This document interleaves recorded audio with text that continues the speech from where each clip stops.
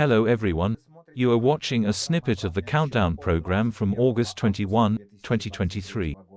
Today is Monday. See the full version on Patreon. And thanks to everyone who is becoming our patrons right now. To the main topic. In the upper echelons of the boy, the Hawks became more active. They urged Putin to stop hybridizing and start the last and decisive Mahak. A number of high-ranking representatives of the FSB called for the dismissal of the Chief of the General Staff Gerasimov and Minister of Defense Shoigu, thus the demands of the head of Wagner PMC Yevgeny Prigozhin, who insisted on a change in the country's military leadership. It was this demand, according to the official version, that allegedly became the cause of the rebellion, which was localized with the help of Lukashenko. The excited hawks of war are proposing to start acting more aggressively in the Ukrainian direction, to declare martial law and full-scale mobilization. The meat mobilized last autumn is no longer enough for the generals. It seems that in August the Rashists ran out of reserves, and therefore the command began to move forces along the front line to plug the holes. And here also the armed forces of Ukraine brought reserve units into battle, breaking through the first line of defense in the Melitopol direction. Zvonneckers are already squealing with might and main about the collapse of the front in the Zaporizhzhia direction. After all, in fact, now, having wedged into the defense of the Rashists, the armed forces of Ukraine can sprinkle the entire Zaporizhzhia direction, destroying the enemy from the rear. The only thing left for the invaders is to flee. They handed over Rabotino. Where will they run next? The stability of Russian defense on many critical fronts could be shaken by UAF strikes against Russian rear areas. Even propagandists admit that the morale of the Russian troops is deteriorating significantly.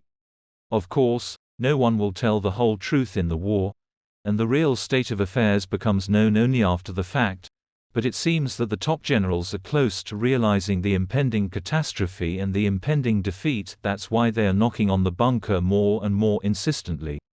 After all, behind Melitopol is Crimea, and the loss of Crimea means automatic defeat in the entire war. However, general mobilization is categorically unacceptable for Putin during his populist election game. After all, there is a fascist voice on the horizon, and the Führer will not cancel the games with the electorate. This attraction guarantees him power over the lads for the next 6-year period. The issues of gangster legitimacy cannot be neglected, especially against such an unfavorable background.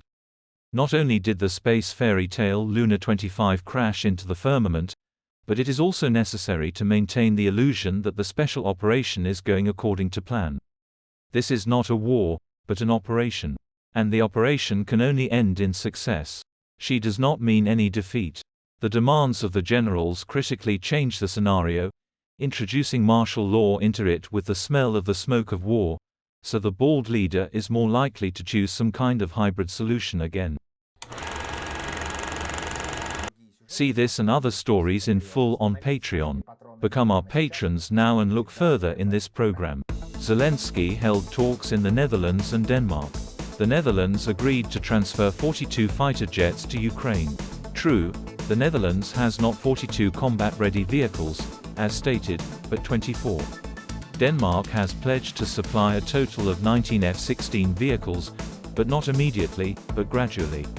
Today in the skies of the Moscow region, drones again went wild.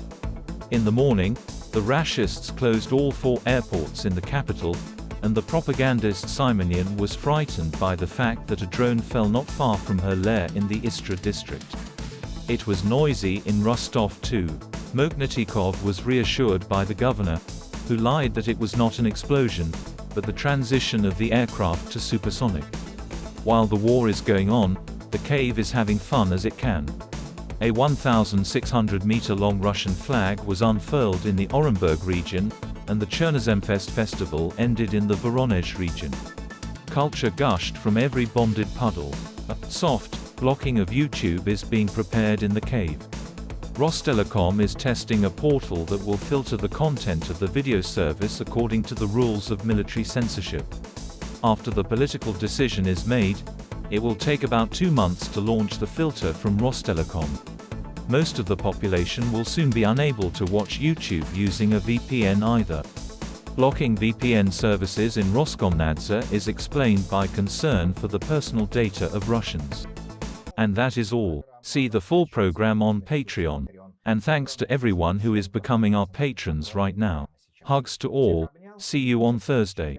Glory to Ukraine.